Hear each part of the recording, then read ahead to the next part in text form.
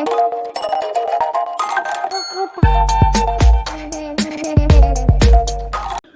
Everyone, इस video में बात कर लेते हैं एनसीसी लिमिटेड की। क्विकली एनालिसिस देख लेते हैं। चैनल को लाइक एंड सब्सक्राइब करना मत भूलिएगा। तो एनसीसी लिमिटेड में आप देख रहे हो कि स्टॉक में वही पुराना चार्ट है और अपने जो टारगेट्स थे वो मैच होते हुए नजर आए हैं। यहाँ पे मैंने टारगेट बताया था 260 और जो बड़ी हर्डल थी वो थी अपनी 275। वेल ऑब्वियसली 265 के आसपास अपन को आज रेजिस्टेंस देखने को मिल गई। 267 हाई गया और वहां से रिवर्सल देखने को मिला है।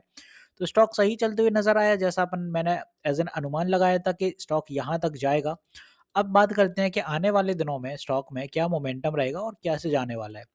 यहाँ पे देखें, स्टॉक में ब्रेकआउट हुआ था और ब्रेकआउट के बाद स्टॉक ने सस्टेन भी कर लिया ऊपर और ऑलरेडी सपोर्ट अब जो सबसे अच्छा बनते हुए नजर आ रहा है वो 250 पे।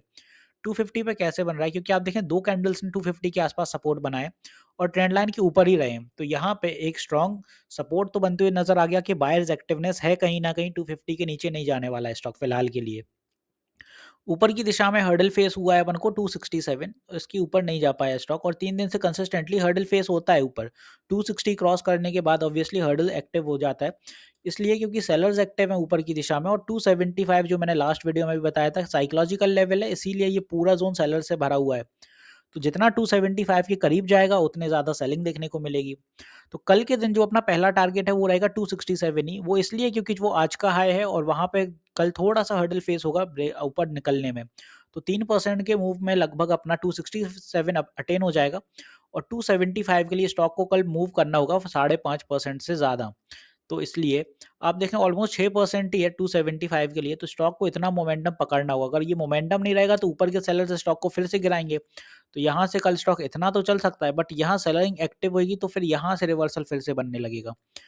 तो यहाँ पे अब जो इम्पोर्टेंट लेवल है कि स्टॉक सपोर्ट यहाँ कहीं ना कहीं बनेगा अब 260 के आसपास, क्योंकि 260 पे जब फिर से सपोर्ट होगा तो 275 टूटना आसान हो जाएगा।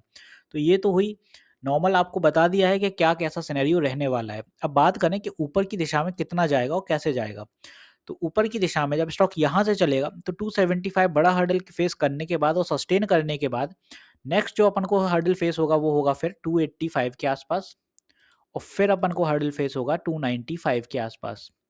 अब हालांकि अगर आप ऊपर की दिशा में देखें तो ये सारे ही हर्डल एज इन सेलर से भरे होने वाले हैं, क्योंकि स्टॉक को अगर आप नॉर्मली पकड़ें, क्योंकि स्टॉक ने जो रिटर्न्स निकाले हैं यहाँ से स्टॉक ने कोई बड़ा एज इन करेक्शन नहीं दिखाया और साथ ही साथ बढ़ रहा है धीरे धीरे।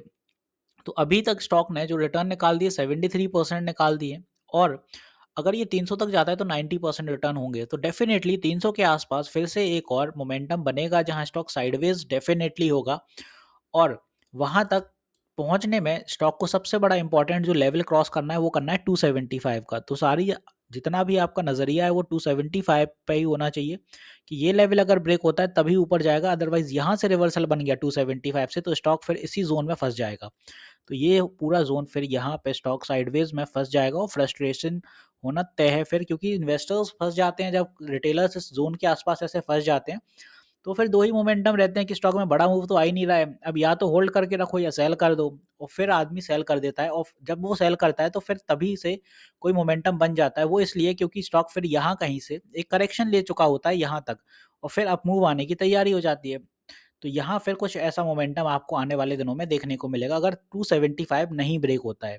तो ऊपर के लेवल्स तो मैंने आपको होपफुली बता ही दिए, ये सारे रेजिस्टेंस हो गए। अब बात करें सपोर्ट कहाँ रहेगा, कि अगर कोई कल पुल बैक बनता है, कल अगर पुल बैक बनता है तो फिर आपका पहला सपोर्ट नीचे की दिशा में 255 होगा यहाँ पे। Next support in the same line will be at around 250 और तीसरा सपोर्ट होगा यहाँ से 249 248 ट्रेंड लाइन के अराउंड पे। तो यहाँ सावधानी बरतिएगा, ट्रेंड लाइन अगर ब्रेक होती है तो फिर फॉल आएगा अपना 243 तक यहाँ कहीं।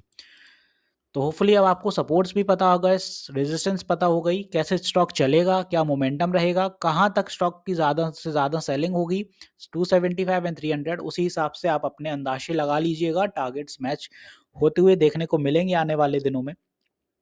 बस जो हर्डल रहेगा 275, इसी पे आपकी नज़र होनी चाहिए, ये सस्टेन करेगा तो अच्छा चलेगा एनसीसी। वीडियो यहीं तक रखते हैं, मिलते हैं नेक्स्ट वीडियो में। This is me Shubham Yadav signing off.